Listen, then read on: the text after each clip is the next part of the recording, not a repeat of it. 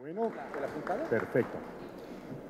Señoras y señores, tengan ustedes una muy buena tarde. Muchísimas gracias por venir. Gracias también a los organizadores por la invitación y por darme la oportunidad de hablar ante ustedes el día de hoy. En los siguientes minutos, y espero que sea remitirme a los 30 minutos que tengo, voy a presentar la conferencia titulada Biotecnología Agrícola y su aporte a la competitividad en un escenario paradójico de múltiples cambios. Y en él voy a desarrollar estos temas, unas reflexiones introductorias. Voy a decir cosas que ya se han dicho, de pronto con otra perspectiva, con otra visión, pero ya son cosas que aquí se han dicho, y eso es una ventaja porque me va a ayudar a ganar tiempo. Y luego voy a hablar de biotecnología, y particularmente me voy a enfocar en mostrar cómo la biotecnología permite generar insumos biológicos de uso agrícola, cómo la biotecnología cuenta con unas herramientas altamente eficientes y que son de laboratorio, pero que están generando resultados casi de ciencia ficción. Voy a hablar de un tema que siempre es álgido, pero que es necesario hablarlo, y más aún en el marco de este evento, que se llama la visión futura de la agricultura. Y es el tema de la transgénesis, de la modificación genética, porque ese tema tiene que ver con el desarrollo futuro del sector agrícola. Y luego voy a hablar también de algún tema relacionado con bioseguridad y cerraremos con algunas consideraciones que pueden ser de su interés. Antes de dar inicio formal, me gustaría mencionarles qué es IICA. El Instituto Interamericano de Cooperación para la Agricultura, IICA, hace parte, o sea, es la agencia especializada del sistema interamericano, es decir, nosotros somos un primito o un hijito de la OEA, aunque somos mucho más viejos que la OEA, que las Naciones Unidas y que la misma FAO. Nosotros estamos cumpliendo este año 75 años de existencia. Nuestros mandantes como instituto internacional son los 34 ministros de Agricultura de los 34 países que conforman el hemisferio occidental. El único que no está incluido por ahora es Cuba. Pero ellos son nuestros mandantes, los 34 ministros de Agricultura. Y lo que estamos haciendo en biotecnología esencialmente es servir como canal independiente y oportuno para intercambio de información. Trabajamos de manera conjunta con agencias públicas, institutos de investigación, universidades y el sector privado en los 34 países, y desarrollamos algún tipo de acciones en apoyo y fortalecimiento institucional, capacitación en bioseguridad y comunicación de la biotecnología. Ahora sí, como diría la gallina, vamos al grano. En el mundo, esta era la población que se tenía al 4 de septiembre. Más de 7.530 millones de habitantes en el planeta. Y más importante que tener un número grande de habitantes es que cada persona que llega al mundo tiene unas necesidades, unos requerimientos. Unos requerimientos que pueden ser alimenticios, pero también hay unos requerimientos que son no alimenticios. Por ejemplo, asociados con el tema de salud, con el tema de envejecimiento, un tema que está cada vez tomando mayor relevancia y particularmente para la agricultura, y es que muchas de las necesidades de los humanos se están compartiendo con las necesidades de las mascotas. Y piensen ustedes nada más cuál es la cantidad de alimento para mascotas que se necesita por año en el mundo, y pongan eso en la balanza y se van a dar cuenta que es un factor muy importante que podría llegar a estar riñendo con la alimentación humana. Entonces, en fin, hay muchos factores. Lo interesante es que población creciente, demandas crecientes, y muchas de esas demandas son paradójicas, no guardan una lógica. Y aquí yo quisiera mostrarles cómo todos nosotros reconocemos el equilibrio y reconocemos la perfección. Y en teoría trabajamos en pro de eso, pero realmente la hemos dejado atrás y nos estamos alejando de ese concepto de perfección, bien sea por exceso o por defecto. Y eso es ejemplo de la naturaleza humana, y es necesario tomarlo en consideración. Hay otro tipo de paradojas, y es que, oh sí, el mundo tiene hambre, pero señores, hay 1.000 millones de personas en el mundo con hambre, pero también hay más de 1.100 millones de personas en el mundo que están sufriendo de problemas de obesidad. De nuevo, no es que en el mundo haga falta comida, no es que en el mundo… O sea, ahí hay un tema paradójico. Y todo esto ciertamente se está constituyendo en un problema dramático para los gobiernos, tanto el de falta de alimentos, o sea, el de la hambruna, como el de la obesidad. Este que me gusta mucho, también relacionado con el hambre, hay hambre en el mundo, sin embargo, alrededor del 40% de los alimentos que se producen se pierden o se desperdician. Y hay casos extremos, por ejemplo, y en algunos países, en el caso de frutas y vegetales, donde puede llegar este número a subir hasta el 75%. Imagínense, es una situación realmente caótica y paradójica. Esta que me gusta mucho, yo vengo de un país mega biodiverso, entonces los países mega biodiversos siempre estamos diciendo que la mega biodiversidad es lo más importante y lo más trascendente. Sin embargo, se puede hacer una pregunta, oiga, ¿realmente estamos utilizando esa mega biodiversidad o la biodiversidad para algo? El 40% de las calorías que consume todo el género humano se sustenta en dos cultivos, arroz y trigo. ¿Dónde estamos dejando y dónde estamos utilizando la biodiversidad? De nuevo, otra paradoja. Esta me gusta mucho. Oh, el agua. Entonces todos decimos, sí, el agua, eso es valiosísimo, el agua no tiene precio. Y como no tiene precio, es que la utilizamos para vaciar los retretes, las cisternas de los baños. De nuevo, otra paradoja. En fin, población creciente, demandas crecientes y demandas paradójicas que no tienen como mucha lógica. Y adicionalmente, tenemos que suplir todas esas demandas alineados con los objetivos de desarrollo sostenible que esta mañana se hablaba. Entonces, si ustedes se dan cuenta, y todas esas demandas de esa población creciente las ponemos a la agricultura tiene muchos retos para poder producir. Y cuando consideramos el concepto de agricultura como más amplio e incluimos la ganadería y los sistemas agroalimentarios, los retos son casi infinitos.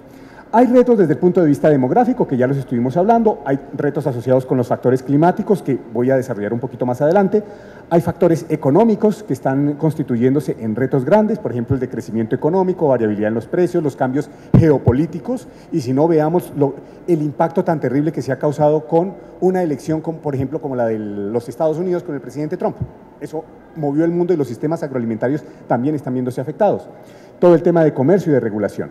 Hay unos factores sociales y políticos, por ejemplo, relacionados con la migración, con la inseguridad, con los derechos humanos, con el estricto control social, y de eso voy a hablar un poquito más adelante.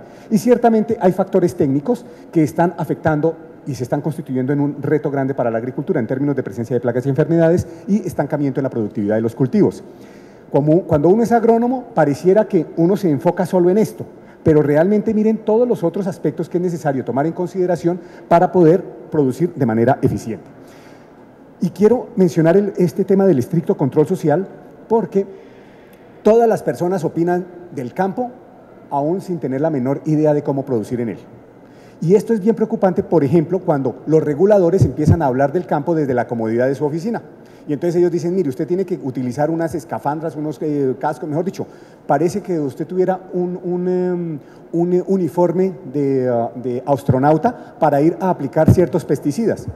Eso es muy fácil decirlo desde la comodidad de un escritorio, donde usted tiene aire acondicionado, pero vaya usted, utilice esa indumentaria a 38, 39 grados centígrados con una humedad relativa cercana al 100% durante 3 horas, que es lo que está demorándose usted en poder hacer la aspersión de su agroquímico. Entonces, ese es un problema. Otro problema que tiene que ver con lo del control social es que hacer lo mismo que veníamos haciendo antes muy difícilmente nos va a permitir responder de manera óptima a los nuevos retos que se nos están presentando. Hay un tercer punto que me parece fundamental, y es que hay una visión romántica de la agricultura que contrasta con la realidad. Señores, y ustedes más que nadie lo deben saber, la agricultura no es fácil. La agricultura es una actividad de enorme responsabilidad. Y esto que ustedes están viendo aquí, que es una visión bucólica de, ay, no, la agricultura, cuando uno va, entonces las señoras van de paseo, van en sandalias, van con vino y van con el niño al lado, eso no existe, eso es falso. Es más, y si lo hace es un irresponsable completo. Pero esa es la visión que está teniendo la gente del común en las ciudades de la agricultura, y eso está teniendo implicaciones negativas enormes. Hay varios mitos relacionados con esa visión romántica y con la realidad, y uno que quise traer aquí fue el de considerar que la semilla tradicional es lo mejor, es la mejor. Señores, está demostrado que eso no es así. ¿Por qué razón?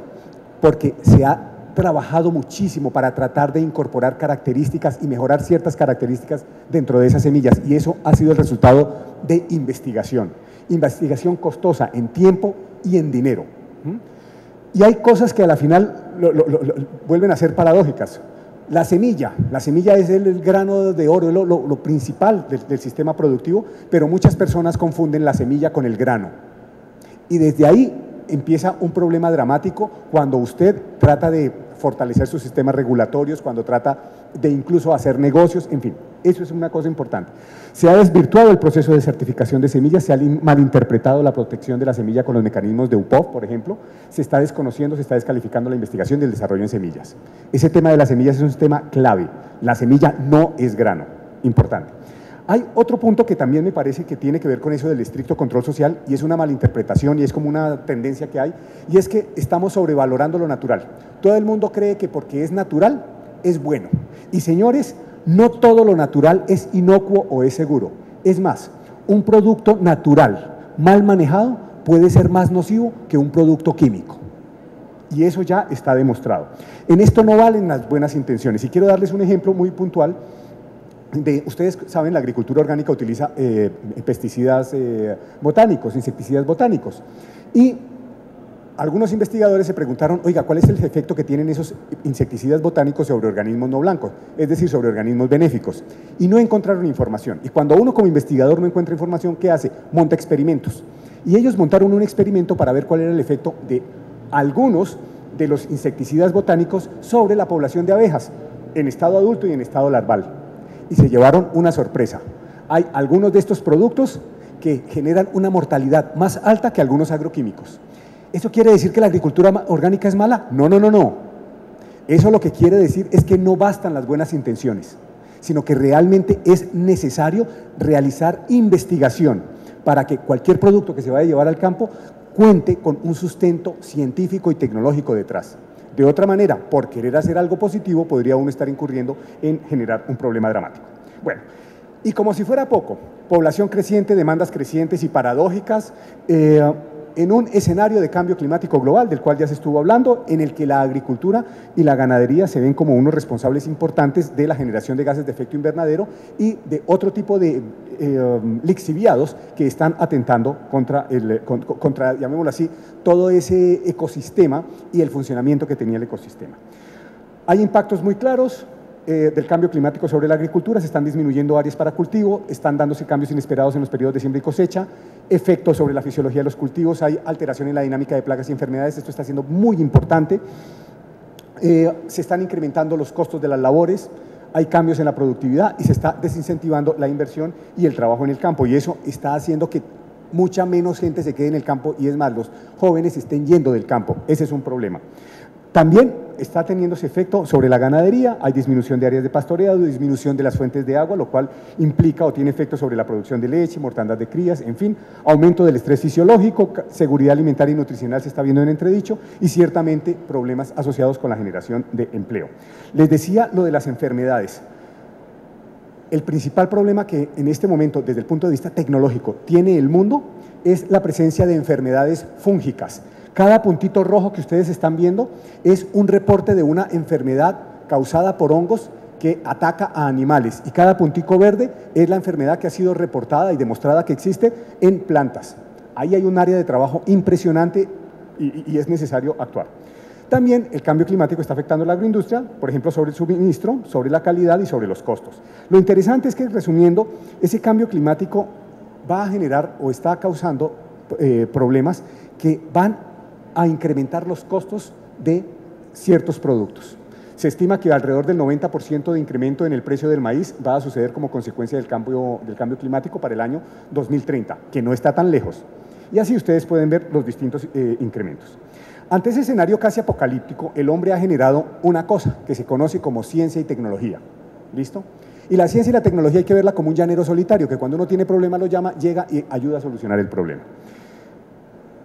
Hay muchos avances tecnológicos y particularmente para la agricultura. Y ustedes pueden ver algunos de ellos aquí. La mecanización y la robótica en actividades agrícolas y pecuarias, la agricultura y la ganadería de precisión, la desalinización de agua, la agricultura protegida. Y ciertamente hay un área, que es la que vamos a hablar más adelante, la de biotecnología, donde la biotecnología está hecha para resolver problemas productivos, hace un uso eficiente de la biodiversidad, está utilizando herramientas para distintos propósitos, control de plagas y enfermedades, genera nuevos productos y procesos, está apoyando la trazabilidad. Algo de enorme importancia, la biotecnología es incluyente. Eso que uno escucha hablar que, ay, no, es que la biotecnología es de las grandes multinacionales, es falso. Puede ser más biotecnológico un productor orgánico que el innombrable. el innombrable es Monsanto, ¿no? Porque esto parece una película de Harry Potter, entonces como pareciera que uno no puede decir ese nombre y aquí lo vamos a decir. Puede ser más biotecnológico un agricultor orgánico que el mismo Monsanto. ¿Por qué? Si usted empieza a contar el número de prácticas biotecnológicas que utiliza el agricultor orgánico, pueden ser más numerosas que las que utiliza Monsanto, porque Monsanto también utiliza biotecnología. Entonces, es importante ir poniendo en perspectiva este tema. Algo también importante, este tema de la biotecnología está respondiendo a los protocolos de bioseguridad, que es algo de enorme trascendencia. Y yo quiero darles un ejemplo de cómo la tecnología sí ha servido. Y quiero mostrarles cómo a finales del siglo XIX y comienzos del siglo XX, entre 1866 y 1920, en el cinturón maicero de Estados Unidos, Iowa, se producía alrededor entre 1.6 y 1.8 toneladas de grano por hectárea. En la década de 1950, como resultado de la introducción de los híbridos interespecíficos, se llegaron a producir 2.8 toneladas de grano por hectárea. En la década de 1970, como resultado de la Revolución Verde, de la cual todo el mundo habla mal ahora, y aquí sí hay un paréntesis que hacer, es que es muy fácil descalificar el pasado desde la comodidad del presente. Pero la Revolución Verde fue uno de los pocos experimentos y de los pocos objetivos que implementó o definió el ser humano que logró cumplirlos. Y el objetivo era duplicar la producción de alimentos. Señores, y la duplicaron, pasaron de 2.8 a 5.6 toneladas de grano por hectárea. En el año 1997, un año después de la introducción de transgénicos, se reportaron productividades o producciones de 8 toneladas por hectárea. En el año 2009, un año después de la introducción de lo que se conocen como eventos apilados, eventos transgénicos apilados, 10.4 toneladas. Y se espera que para el 2030 se tengan productividades de 18.8 toneladas por hectárea. Les soy sincero, eso ya es falso. En el año 2015 se reportaron productividades promedio en finca de 33 toneladas por hectárea. Y se ha estimado que el potencial del cultivo del maíz podría estar oscilando entre 42 y 64 toneladas por hectárea. Eso es resultado de la tecnología. ¿Qué decir en animales? Esto que ustedes están viendo aquí, como en el año 1957, ustedes ven los pesos de los pollitos acá, y cómo se ha ganado peso realmente de manera impresionante. Y aquí es importante decir, estos animales no es que estén alimentados con hormonas como muchas veces lo quieren mostrar en internet. No, todo esto se ha podido obtener básicamente manejando la genética. Entonces, hay avances importantes, pero todos esos avances contrastan con lo que a mi modo de ver es el principal problema que tiene la humanidad en este momento, y es que hay unos grupos que a la final no son muchos, son hasta pocos, pero hacen mucho ruido. Y ese grupo de escépticos están declarándole la guerra al conocimiento científico. Y hasta el momento el mundo había funcionado de esta manera. Hay unos datos, esos datos se analizan, dato más análisis igual a información. Entonces, esa información se articula y se genera conocimiento. Y el ser humano vino trabajando así durante miles de años. Este esquema contrasta con lo que ahora pareciera ser como la norma, las teorías de la conspiración y la pseudociencia. Teorías de conspiración es aquella que dice que, por ejemplo, las enfermedades aparecen porque las compañías farmacéuticas se las inventan para poder vender más productos. ¿Sí? Ese es un ejemplo de teoría de conspiración. Y el ejemplo de pseudociencia es, por ejemplo, lo que hacía yo esta mañana. Leía el periódico y me decía en el horóscopo, no te preocupes, todo va a salir bien. Habla fuerte y claro, todos te entenderán. Listo. Eso es pseudociencia, no hay nada científico detrás de eso, pero hay una cosa interesante. ¿Ustedes por qué creen que los periódicos, todos los periódicos prefieren incluir la sección del horóscopo que una sección científica? Porque realmente las teorías de la conspiración y la pseudociencia es como lo que maneja el grueso de la población y está generando realmente consecuencias nefastas sobre la humanidad. Y quiero darles un ejemplo. ¿Ustedes han escuchado hablar del movimiento mundial antivacunas? Básicamente, en el mundo se está volviendo a presentar, se ha disparado, hay una explosión de enfermedades como el sarampión, las paperas, rubiola, enfermedades que son 100% prevenibles mediante vacunación. ¿Y por qué se dio eso? Y particularmente se está dando eso en los países más desarrollados. Estados Unidos, Canadá, España, el Reino Unido, Alemania. Y es interesante porque en el año 2007, en el año 1998, este médico publicó un artículo que decía hay una correlación muy directa entre la aplicación de la vacuna triple viral y la aparición de autismo en niños. Bueno, ahí quedó. Eso fue un revuelo mundial, todos los institutos de investigación empezaron a trabajar y no encontraron tal correlación ni tal causalidad. Bueno, interesante. Pero en el año 2007, esta señora, que era una conejita de Playboy, que tuvo un hijito con este señor que es un actor, un mal actor de Hollywood, tuvieron un conejito, bueno, el niño, y al niño le diagnosticaron autismo, y ella dijo, a mi niño le dio autismo porque le aplicaron la vacuna triple viral. Y a partir de ahí empezó un movimiento de que los papás no quieren vacunar a sus hijos. Señores, eso es un error, porque realmente lo que se está haciendo es matando, atentando contra los seres más susceptibles de la sociedad, que son los niños. La vacunación está 100% comprobada que funciona. Pero como estamos en una sociedad en la que vale más lo que diga una supermujer como esta que lo que diga el consenso científico, estamos en problemas. ¿Ok? Bueno, ciencia, tecnología e innovación son importantes, pero no son suficientes. Esto que les muestro aquí es, para un productor, realmente la ciencia y la tecnología, ¿cuánto le aporta? Y este es un mensaje para los estudiantes y los académicos. No nos olvidemos que la ciencia y la tecnología son importantes, pero no son lo único. Hay muchísimas más cosas que es necesario tomar en consideración. Así que la ciencia y la tecnología no es lo más importante, es un elemento tan importante como los demás. Y eso es importante dejarlo claro. Y ciertamente para que las cosas funcionen se necesita institucionalidad, entendida como las instituciones per se y los instrumentos de política que hacen que las cosas funcionen. En instituciones tenemos instituciones nacionales como los ministerios, subrayo ahí o resalto la S porque el tema de la agricultura ya no es específico del Ministerio de Agricultura. Ahora entra también ambiente, economía, salud, todos. Entonces es importante darle espacio a ellos. Y hay institucionalidad en el ámbito regional, hemisférico, internacional.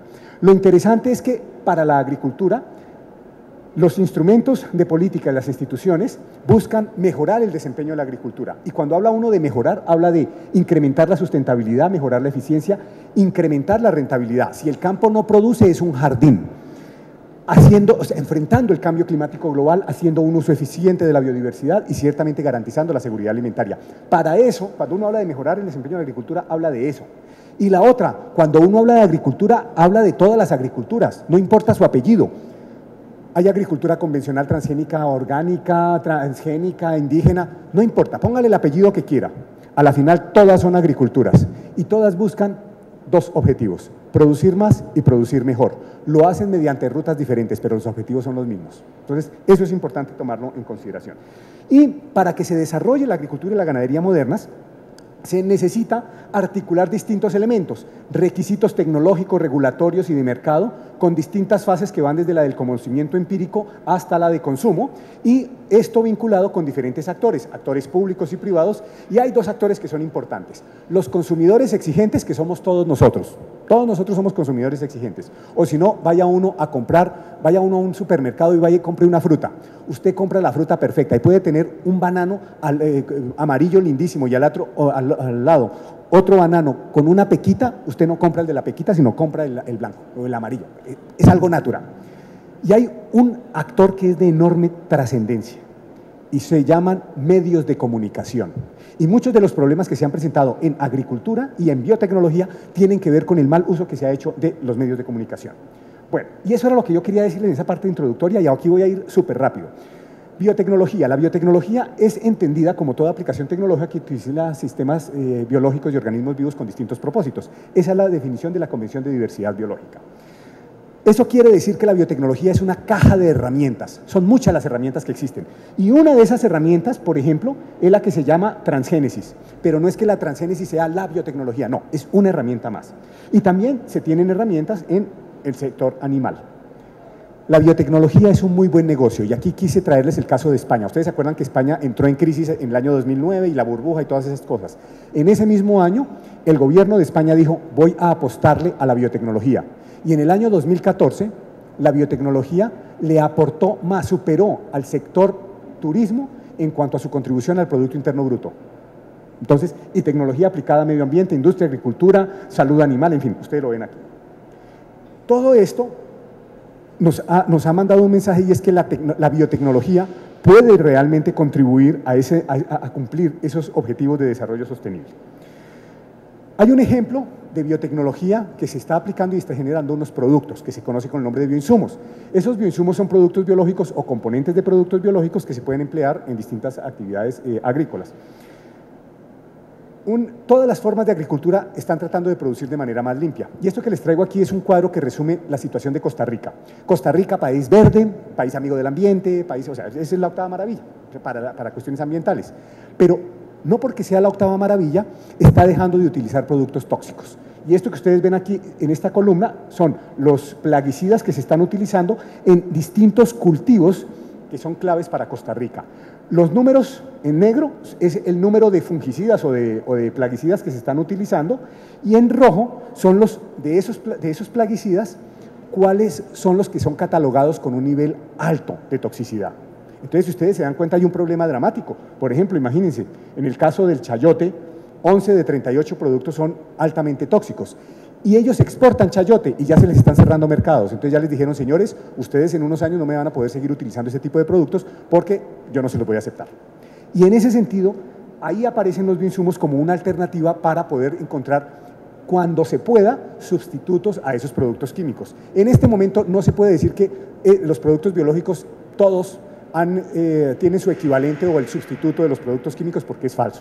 Todavía es necesario seguir utilizando productos químicos. Lo que hay que hacer es utilizarlos de manera racional. Bueno, lo interesante es que esos bioinsumos se producen mediante biotecnología, pueden ser de origen animal, microbiológico, botánico, y ustedes han escuchado hablar de ellos. Están los FICO, los micromediadores, los biofertilizantes, los abonos orgánicos, el compost, todo lo que tiene que ver con la vermicultura, el control biológico, los bioinsecticidas, todo eso.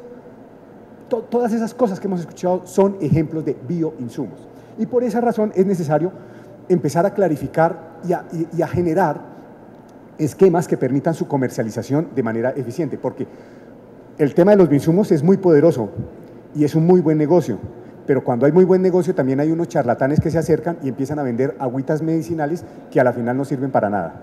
Entonces, es importante poder generar unos esquemas que le permitan a las instituciones tener control sobre lo que se está produciendo.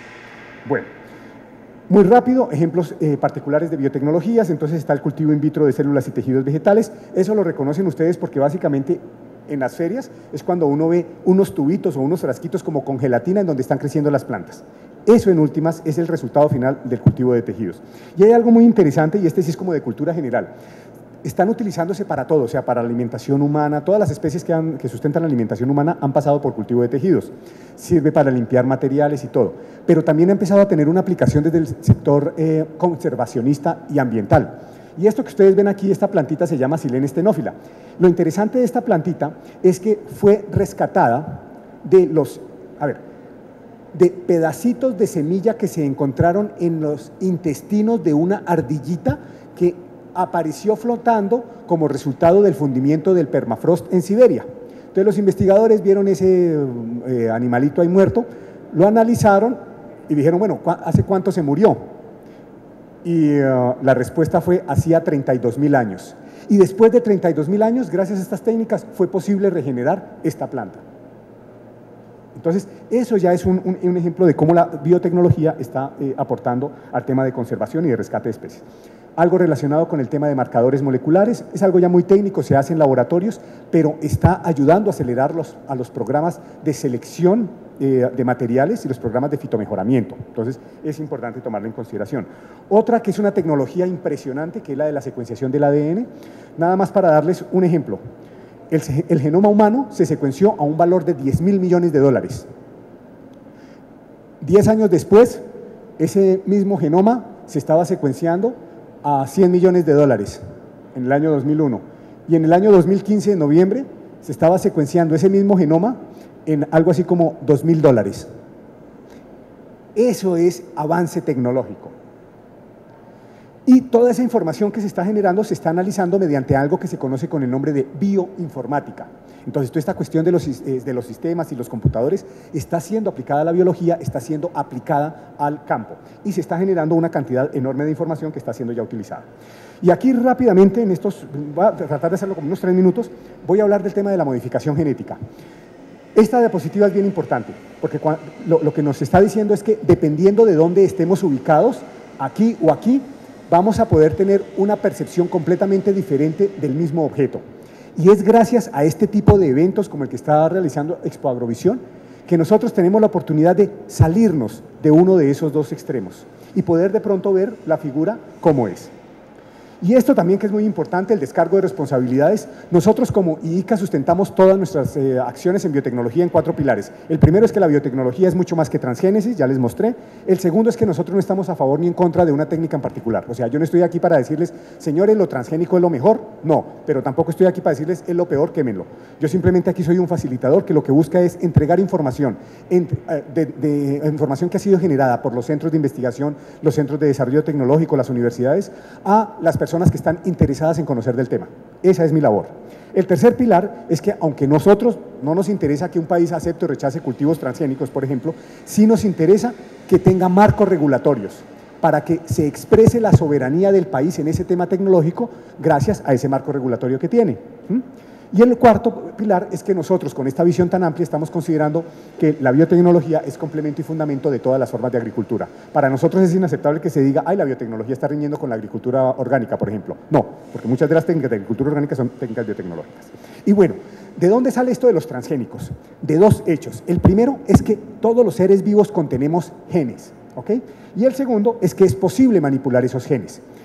Eso ha hecho posible que se puedan hacer transferencias de genes de unas especies a otras. Entonces yo puedo ahora pasar genes de una bacteria a un animal, o de un animal a una planta, o de una planta de tabaco a una planta de arroz, y a la final, en últimas, toda esta tecnología lo que ha hecho es dar la posibilidad de transferir información, de transferir características sin necesidad de tener sexo.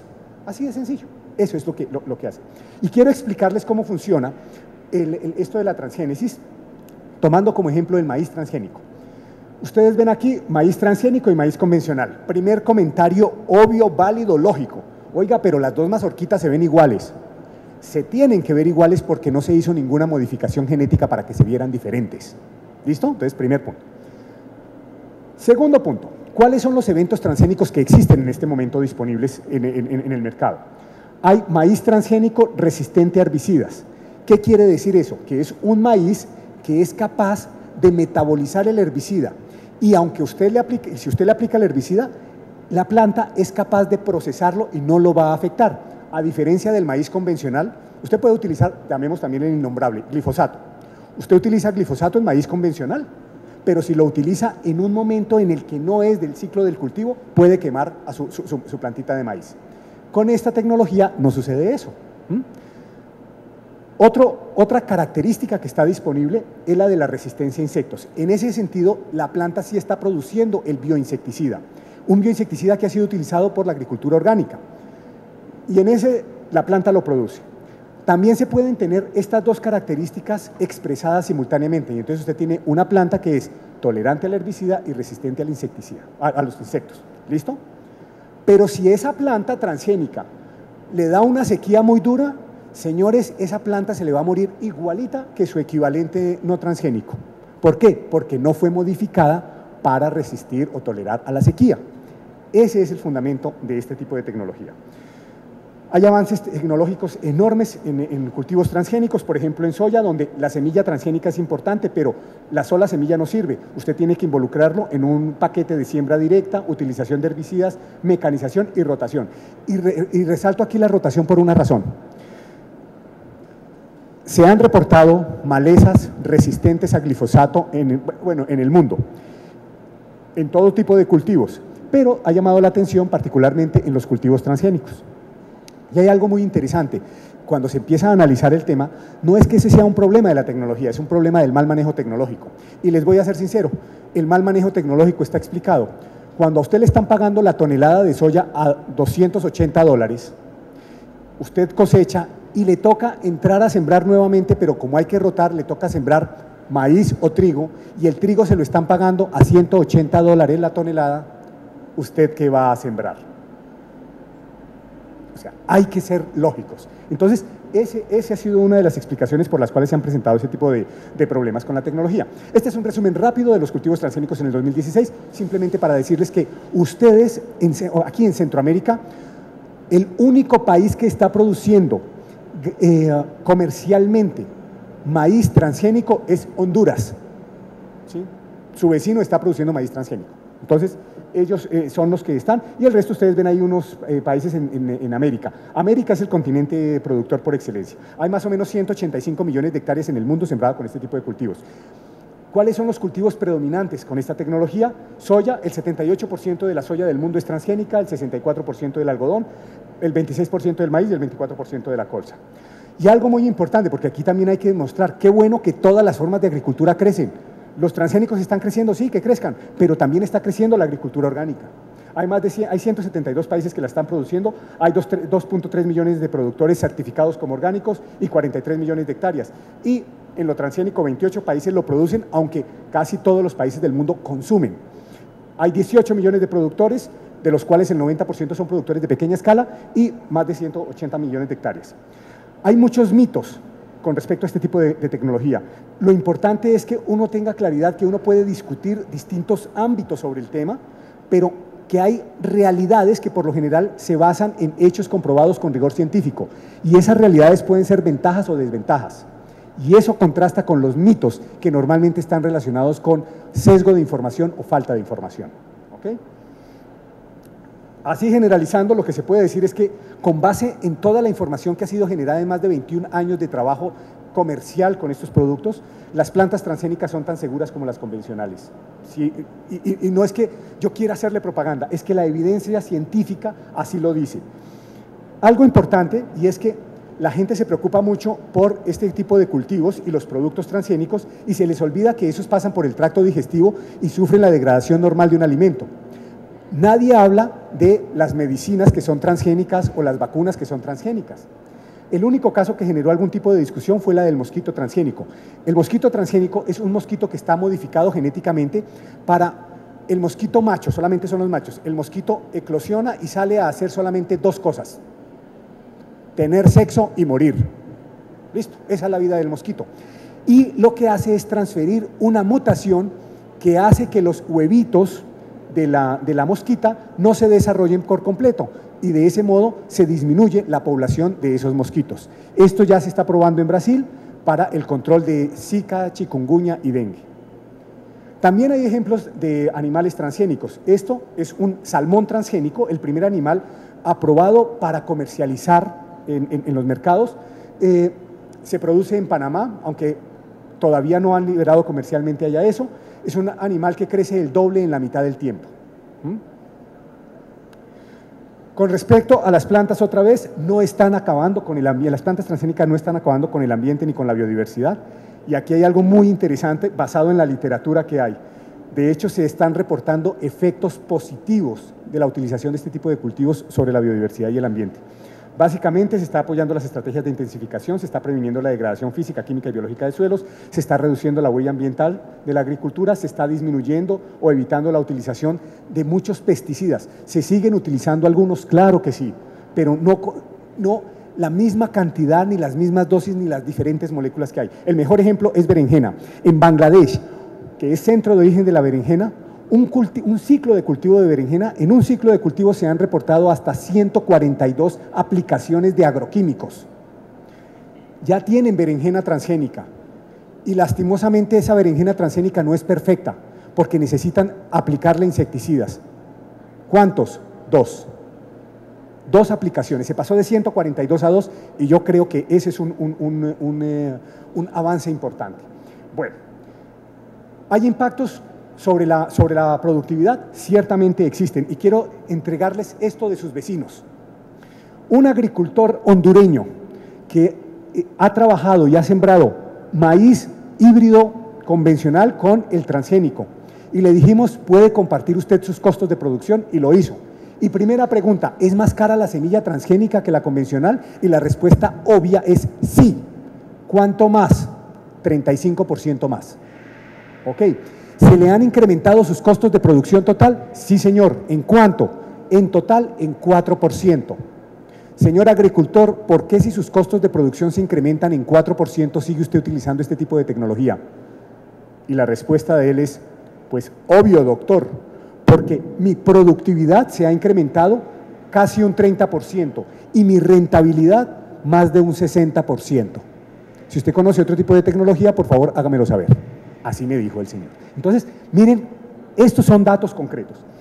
Hay muchos más eventos ya disponibles comercialmente. Está, por ejemplo, esta manzana que es tolerante a la oxidación. Ustedes saben que uno se come la manzana y si la dejó ahí 3 minutos se vuelve café, entonces porque se oxida. Pues esta manzana ya no se oxida. Hay materiales ya de maíz, de soya, transgénicos tolerantes a sequía, disponibles comercialmente en Estados Unidos, disponibles precomercialmente en Argentina. El negocio de esto va a ser de Argentina, porque lo hizo una universidad con una compañía privada argentina y ya tienen varios eventos transgénicos en maíz, en soya, en girasol, en papa. Entonces, por ahí va. No todo trans es transgénico, mucho cuidado con esto. Lo digo porque uno muchas veces ve estos ejemplos o noticias, que las grasas transgénicas, eso es falso, no existen grasas transgénicas. Lo trans de las grasas hace referencia a la isomería geométrica de la molécula, ¿sí? Que en un caso los ácidos grasos insaturados tienen una configuración cis cuando los grupos están al mismo lado y una configuración trans cuando están transpuestos uno del otro, pero no tiene que ver nada con lo transgénico. El problema fue que hubo un periodista que tradujo una noticia publicada en el New York Times en la que se decía que la FDA está regulando o está buscando prohibir las grasas trans de la cadena productiva, porque esas sí están realmente asociadas con enfermedad humana, pero este periodista no vio ningún problema en agarrar la noticia, traducirla y donde vio trans, poner transgénico. Y eso es un error de concepto. No puede haber grasa transgénica porque es que la grasa no contiene ADN y lo transgénico se sustenta en ADN, así de sencillo. Esto tampoco es transgénico, esta es una mutación natural que demuestra el efecto del bloqueo del factor de anticrecimiento de la miostatina, ¿sí? Se encuentra naturalmente no solamente en bovinos, sino en otras especies. Entonces, pero uno ve en internet que eso es transgénico y eso es falso. Esta información realmente ha sido avalada por varios grupos de investigación, incluso recientemente 100 premios Nobel han dicho por qué estamos en contra de esta tecnología, si a la final está generando resultados positivos. Esta tecnología se debe utilizar de manera responsable y para eso aparece el concepto de bioseguridad. Todas las medidas, normas que hacen que la biotecnología se maneje de manera segura y manera responsable. Ustedes ven aquí unos esquemas de cómo funciona la bioseguridad. Si una empresa quiere llevar un cultivo transgénico a un país, llena asunta una documentación, llena un formulario, lo lleva a una cosa que se llama la Comisión Técnica Nacional de Bioseguridad, allá se hacen las evaluaciones, consultas y se generan los conceptos técnicos que sirven de base para una resolución que firma un ministro. En algunos países es el de Agricultura, en otros el de Ambiente, en otros el de Salud. Lo interesante es que así es como está funcionando el sistema. Y eso responde a varios protocolos o compromisos internacionales, particularmente el protocolo de Cartagena, del cual ustedes como Guatemala son parte. Hay otros protocolos o compromisos internacionales como la Convención de Diversidad Biológica, la famosísima UPOV y el Códex. ¿Cómo está funcionando lo de la biotecnología en los países? Hay unas posiciones anti en América Latina, ustedes ven aquí, en México hay una prohibición en maíz transgénico por disposiciones judiciales. Aquí en Centroamérica es interesante porque, por eso tienen el asterisco, no es muy claro. Uno muchas veces pregunta, bueno, ¿ustedes están a favor, en contra? Y la respuesta es como muy gaseosa, no, sí, pero no, no, pero sí. Entonces, por eso está el asterisco. En Costa Rica hay un proyecto de moratoria, en Ecuador hay una prohibición constitucional, en Perú hay una moratoria a 10 años a los cultivos transgénicos. Bolivia es un caso de pragmatismo. Ellos dicen, la Pachamama prohíbe la utilización de cultivos transgénicos, excepto el de soya transgénica. Claro, no son tontos, porque eso está representando un porcentaje muy importante del Producto Interno Bruto de Bolivia. Venezuela tiene una estrategia y plan nacional para eliminar los transgénicos de su producción agrícola, sin embargo, todo lo que están consumiendo que les llega es transgénico. Y pues en el Caribe tampoco es muy clara la situación. Las posiciones pro, México está sembrando cultivos transgénicos de algodón. Puse Honduras, Guatemala, porque Honduras está sembrando maíz transgénico. Ustedes están en un acuerdo de unión aduanera, donde muy seguramente pues, se va a discutir eso en el marco de la unión. Entonces hay que ver qué es lo que va a suceder ahí. Panamá produce maíz genéticamente modificado desde el punto de vista experimental, también produce salmón transgénico. Colombia produce maíz, algodón, soya. Soya está entre paréntesis porque aunque tenemos la autorización para soya, no la estamos produciendo porque nos sale más barato por comprársela a Bolivia. Bolivia está produciendo soya y todo el cono sur está produciendo maíz, soya y algodón transgénicos. Cuba produce maíz transgénico en el marco de un programa de producción limpia. Entonces miren cómo las cosas sí se pueden complementar. Y ya para terminar, Hay unos retos agroproductivos particularmente relacionados con el aumento de la productividad, la disminución de los costos de producción. Es necesario articular la tecnología con las políticas para mejorar el uso del recurso hídrico, generar nuevas semillas mejoradas, generar nuevos bioinsumos y ampliar su uso, racionalizar el uso de agroquímicos, disminuir las pérdidas por cosecha, mejorar el almacenamiento y la distribución, fomentar la investigación, mejorar la comunicación al público. Todo esto está por hacer. Con respecto a los bioinsumos, la biotecnología se ve que es una herramienta clave para producirlos. Hay heterogeneidad en la utilización de esos bioinsumos y en los resultados obtenidos con ellos. Hay unos ejemplos muy exitosos, pero también hay unos charlatanes que están vendiendo esas agüitas benditas que no sirven para nada, por eso es necesario regularlo. Manejo inadecuado de esos productos biológicos puede ser nocivo, ya se ha encontrado, ya ha sido reportado en algunas revistas internacionales. Y con respecto a los transgénicos, pues mire, esos cultivos sí llevan 21 años ya comercializándose, no se ha reportado ningún caso de afectación de la salud humana o animal por consumo de este tipo de productos. Ha mostrado ser, no son la perfección, son una alternativa más para la producción agrícola.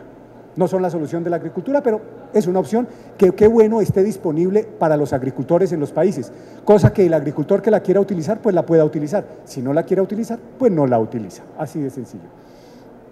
Hay marcos regulatorios que hacen disponible esa tecnología, pero en algunos países está sobreregulado o no regulado por completo. Esos dos extremos son viciosos.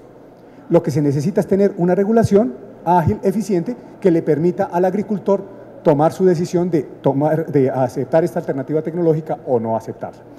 Y ciertamente las tecnologías están resolviendo problemas, pero no son la solución a todos los problemas. Tampoco son perfectas, no existe ninguna tecnología perfecta, pero querámoslo o no, en este momento del desarrollo de la humanidad son indispensables. Y eso era lo que yo quería comentarles a ustedes en estos 43 minutos de charla. Muchísimas gracias por su atención.